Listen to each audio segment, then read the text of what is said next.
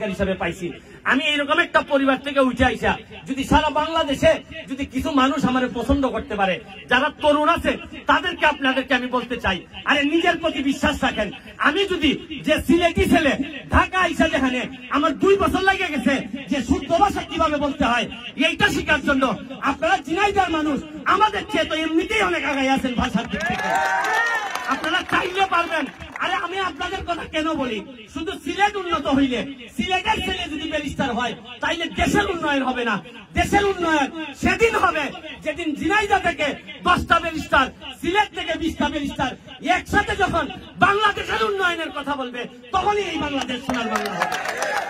আবারও আপনাদের জন্য অনেক বেশি দোয়া, আমাকে অনেক বেশি সম্মানিত করেছেন, এত সম্মানের পাত্র আমি না। আবারও আপনাদেরকে ধন্যবাদ জানাচ্ছি।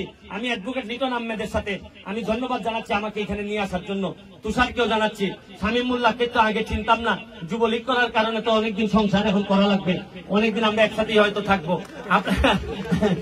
আসলে এই আরেকটা জিনিস কি, আপনার এই কোন মাটিতে আপনি মারা যাবেন আর কোন মাটিতে সম্মানিত হবেন একমাত্র এটা আমি আপনারা অন্তঃস্থল থেকে আমার এলাকার মানুষকে আমি বলবো, যে আমার এলাকার মানুষকে বলবো যে বিশ্বাস করেন 2-1 গোলে হেরে গেছি ঠিক, আর হেরে গিয়ে আমার বিশ্বাস খেলায় হেরে গেছি, কিন্তু আপনাদের মন জয় মনে হয় আমি করতে পারছি। আমার তো আর কিছু নাম নাই, এমন না যে আমি আপনারা আমার জমি দিবেন কি দিবেন, কিছু না, জিতলে না হয় কিছু দিতেন। হাইরা তো গেছি, হারা আমি মাইনা নিছি। আপনাদের ছেলেদের টাকা দেওয়া আছে, আপনাদের ছেলেদের আমি বলি মনের মধ্যে স্পিরিট আছে। এই এমিলি ভাই বয়স তো আমার চেয়েও বেশি হবে, অথবা সমান সমান হবে। এই বয়সে যে খেলা দিছে, আপনাদের জন্মস্থানের প্রতি টান আছে, আর এই টানটা যদি থাকে, বিশ্বাস করেন কোন দল যদি নাও করেন আপনি, এই বাংলাদেশের কোনো না কোনো একদিন নেতা আপনি হবেনই হবেন।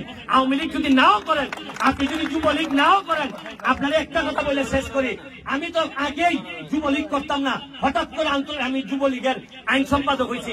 শেষ কথা বলে শেষ করি, যারা মনে করেন আপনাদের ভালো কাজ করলে নেতা হওয়ার সম্ভাবনা নাই, তাদের একথায় উদ্দেশ্যে একটা কথা বলে যাই, জমিনে কে নেতা হবে তার ফয়সালা আসে আসমান থেকে, আর আসমানের ফয়সালাই আমি আজকে নেতা হয়েছি। আপনাদের জন্য দোয়া করে যাই, ভালো কাজ করেন, নেতৃত্ব একদিন আপনাদের আসবেই আসবে। ভালো থাকবেন, সুস্থ থাকবেন, ধন্যবাদ। অসংখ্য ধন্যবাদ জানাচ্ছি ব্যারিস্টার সাইদুল করতাম নামে, যিনি পরম করুণাময় এবং অত্যন্ত দয়ালু। প্রায় 10 ঘন্টা জার্নি করে আপনাদের ঝিনাইদহতে আসছি, এখনই আবার ঢাকার উদ্দেশ্যে রওনা দিব। আমাদের পরশুদিনে আবার সিলেটের সাথে, সিলেটের বিয়ানীবাজার, আপনারা জানেন সাবেক শিক্ষামন্ত্রী ওনার এলাকায় খেলতে যাব। আরো প্রায় 10-12 ঘন্টা তো জার্নিতে থাকবো, 22 ঘন্টার কষ্ট।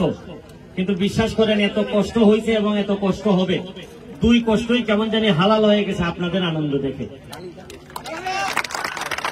আপনারা এত মানুষ, এত দর্শক হয়েছে, তবে আমি আমার সামনে যারা আছেন তাদের চেয়েও আমার পেছনে যারা আছেন তাদেরকে বেশি আমি ধন্যবাদ জানাইতে চাই, যে খুব কম জায়গায় আছে যেখানে আমি হাজার হাজার দর্শক পাইছি, কিন্তু এমপি বা বড় বড় নেতা যারা তাদেরকে খুবই কম পাইছি। কেন জানি হয়তো ওনারা মনে করেন যে ফুটবলটা মনে হয় এত গুরুত্বপূর্ণ কিছু না, কিন্তু আপনার এলাকার নেতৃবৃন্দ যারা, তারা যেভাবে, এখন তো জেলা আওয়ামী লীগের আপনাদের সাধারণ সম্পাদক, আমাদের নেতা, আমাদের সাইদুর রহমান মিন্টু ভাই, উনি পৌর মেয়র, উনিও আসছেন, দেরিতে হলে এসে উপস্থিত হয়েছেন, আমার সাথে ওনার দুপুরও দেখা। বিশেষ করে এত নেতৃবৃন্দ যখন একটা খেলাকে ধারণ করেন, এমপি সাহেব তো আসছেন, এমপি সাহেবের মেয়েও আসছেন, আমাদের পাবলিক প্রসিকিউটরও আসছেন, এতগুলা নেতৃবৃন্দ যখন আসেন, তখন আপনাদের প্রতি কিছুটা হিংসাই হয় আমার। কারণ শুনেন, নেতারা যখন সিদ্ধান্ত নেয় কোনো কিছু ধারণ করবে, তখন আর বেশি দিন থাকে না যেদিন আপনি একটা ফুটবলের বিপ্লব আমাদের আগেই আপনাদের হয়ে যাওয়ার সম্ভাবনা। আমি কিছু বলবো না, আমি শুধু আপনাদের কাছে দোয়া চাই। আপনারা জানেন যে জননেত্রী শেখ হাসিনা আমি জীবনও ভাবি নাই যে সারাদিনই প্রতিবাদ করে একটা মানুষ, এমপি মন্ত্রী, যখনই যারা যেখানে আমি প্রতিবাদ করার সুযোগ পাইছি সবসময় আমি প্রতিবাদ করছি। এরকম প্রতিবাদ করা একটা মানুষে কোন দল জায়গা দিবে আমি মনে করি নাই, আমি ভাবিও নাই যে। তবে আমার একটা আস্থা ছিল জননেত্রী শেখ হাসিনার প্রতি, কারণ আমার মনে হয়েছে যে বঙ্গবন্ধুর আদর্শে রাজনীতি করছি, আর জননেত্রী শেখ হাসিনার নেতৃত্বে রাজনীতি করি। সবসময় যে নেতা হইতে হবে তা কিন্তু না, শুনেন, নেতা কিন্তু শুধু চেয়ার হইলেই নেতা হয় না। নেতা হয় হচ্ছে গিয়ে চেয়ার চলে যাওয়ার পরও মানুষের হৃদয়ে যদি একটা চেয়ার বানাইতে পারেন, এটারই বলে নেতা। আমি মনে করি আপনি দেখেন আপনাদের এমপি সাহেব এই 74 বছর বয়সও এই যে খেলাতে আসতেছেন, আমি অনেক লোক জানি যে 74 বছর দূরের কথা 54 বছর বয়সও এমন ভাবে এই ড্রেস পড়ছেন, এই করোনাকালীন সময় আর আসা যায় নাই, ওনাদেরকে আর দেখাও যায় নাই। আমি বদনাম করি না, মৃত্যুতে ভয় পাওয়ার অধিকার সবার আছে। তবে একটা কথা মনে রাখেন, মৃত্যুরে ভয় পাবেন ঠিকই। আমি একবার বইলা তো বিরাট ভাইরাল হয়েছিল, আমি বলছিলাম যে আমরা যারা বঙ্গবন্ধু আদর্শে বিশ্বাস করি, আপনারা কিন্তু এখানে আওয়ামী লীগ ছাড়াও অনেক দলের লোক আছেন, সবার প্রতি আমার সম্মান রইল। যারা যে কোনো দল করেন, যদি বাংলাদেশের কে ধারণ করেন, যদি পাকিস্তানকে পছন্দ না করেন, তাইলে আমি যে দলই আপনারা করে আসেন না কেন, আপনারা আমাদের বন্ধু। আমরা আওয়ামী লীগ থেকে এই ঘোষণা দিতে পারি, যুবলীগ থেকে এই ঘোষণা দিতে পারি। বাংলাদেশকে যারা ধারণ করবেন, বাংলাদেশের পক্ষে যারা বলবেন, তারা আর আমরা আসলে বঙ্গবন্ধুর যে নেতৃত্ব, এটা যারা অস্বীকার করেন না, তারা সবাই আমাদের বন্ধু। আমি আপনাদেরকে আরেকটা কথা বলে শেষ করি। এখন যারা যুবলীগের এখানে আসছেন তাদেরকে একটা কথা বলি, আমাদের আইন সম্পাদক বানানো হয়েছে আইনি বিষয়গুলা। আমি আগে নির্যাতিত নিপীড়িত মানুষের পক্ষে, সবার পক্ষে দাঁড়াইছি। এখন আপনাদের কাছে বলে যাচ্ছি যে যুবলীগের কেউ যদি আক্রান্ত হন, নির্যাতিত হন, তারাও আমার কাছে যেতে পারবেন। আবার আমাদের যুবলীগ যদি কাউরে আক্রান্ত করে অথবা কোনো অন্যায় করে, তাহলে আমাদের কাছে যেতে পারবেন। কারণ এটা আমার কথা না, এটা আমাদের মাননীয় চেয়ারম্যান ফজলে শামস পরশ সাহেবের কথা।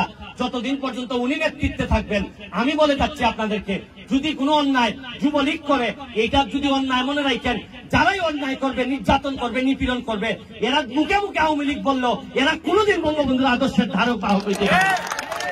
বঙ্গবন্ধুর ধারক যারা, এরা হচ্ছে কি, আমি বলি যে করোনাকালীন সময় আমি শুনলাম এখানে আমাদের যুবলীগের আহ্বায়ক এই শামীমুল্লাহ সাহেব সভাপতি, আমি আগে পিছিয়ে কিছু জানি না, আমি তো ওনার ব্যাপারে কিছু জানি না, কিন্তু করোনাকালীন সময়ে মৃত্যুরে ভয় না পাইয়া যেভাবে এই আপনাদের এমপির সরাসরি তত্ত্বাবধানে থেকে উনি যেভাবে কাজ করে গেছেন, আরে মৃত্যুরে যে ভয় পায় না, তারপরে মানুষের সাথে যদি থাকে, তাহলে এই লোক যদি নেতা হইতেও চায়, তা তো এখানে দোষের কিছু আমি দেখি না। আমি আবারও আপনাদেরকে দোয়া করে যাই, আরে আমারে দেখেন।